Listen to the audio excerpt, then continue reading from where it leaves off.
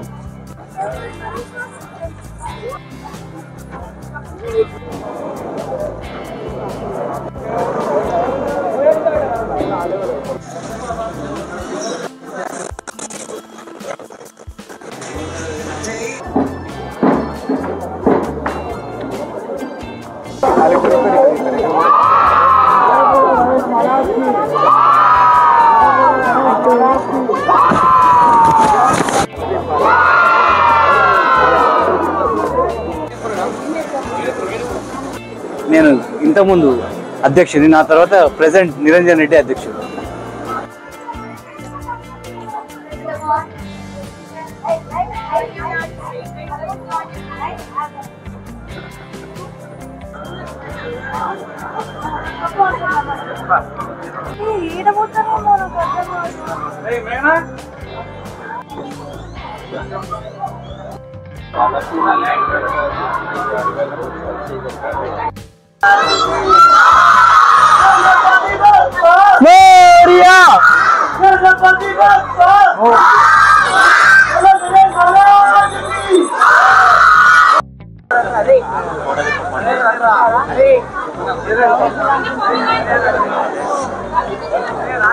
ధూల్పేట నుంచి తీసుకోవడం జరిగింది. 29 లాస్ట్ మంత్ 29 తీసుకొచ్చినాము. ఆ తర్వాత వినాయకుడిని ఇక్కడ పెట్టిన తర్వాత ఈ యొక్క స్టేజ్ ప్రారంభమవుతుంది. ఈ సంవత్సరం మన అయోధ్య రామ మందిరం ఎలాగ మండపం ఉందో ఆ నమూనా ప్రకారం ఈసారి ఈ యొక్క మండపం ఏర్పాటు చేయడం జరిగింది.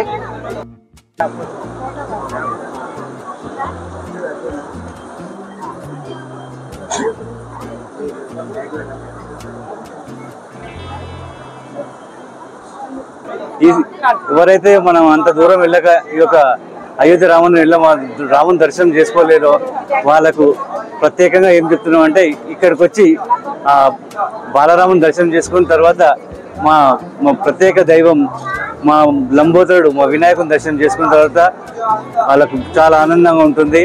వాళ్ళు ఏ కోరికలు కోరుకున్నా కానీ వాళ్ళకు నెరవేరుతాయి.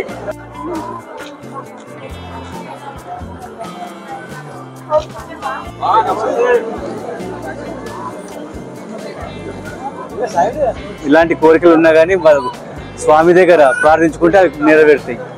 ఈ సంవత్సరం నిమజ్జనం 17 తారీఖు రోజు ఉదయం 5:30 గంటలకు ఈ యొక్క స్వామి పూజ ప్రారంభం అయిన తర్వాత ఆయన నిమజ్జనం ఇక్కడ స్వామి ఊరేగింపు బయలుదేరితేనే మన జంట నగరాల్లో ఉన్న గణేశులందరికీ ఒక తెలుస్తుంది స్వామి నిమజ్జనం ప్రారంభమవుతుంది. కాబట్టి మనం కూడా మన గణేశుడు కదిలించి వినాయక సాగర్ తీసుకెళ్లాలని స్వామి ఒక ఆదేశిస్తాడు.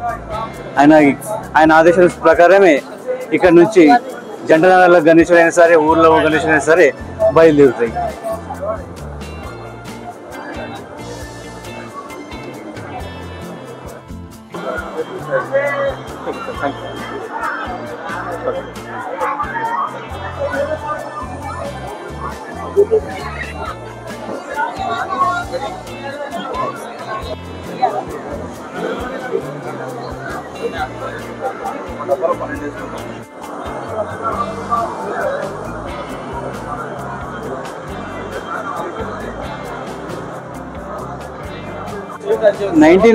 లో పొలన్ మోహన్ రెడ్డి అనే ఒక రైతు ఈ యొక్క లడ్డూను 450 రూపాయలు తీసుకోవడం జరిగింది. గత సంవత్సరం దాసరి దయానంద్ రెడ్డి గారు 27 లక్షల రూపాయలకు ఈ యొక్క లడ్డు వేలంపాటలో దక్కించుకున్నారు. ఈ సంవత్సరం ఈ లడ్డు వేలంపాట 27 తారీఖు రోజు ఉదయం 9:30 గంటలకు వేలంపాట జరుగుతున్నది. ఆ వేలంపాటలో మా ఉత్సవ సమితి తరఫున మేము అనుకుంటున్నాము, గత సంవత్సరం 27 లక్షలు పోయింది కదా, ఈ సంవత్సరం 30 లక్షలు పోతుంది అనుకుంటున్నాం. కానీ ఆ భగవంతుని ఆ దీవెనలతో ఎంత పోతుందో మాత్రం ఆయన ఆజ్ఞ ప్రకారం జరుగుతుంది.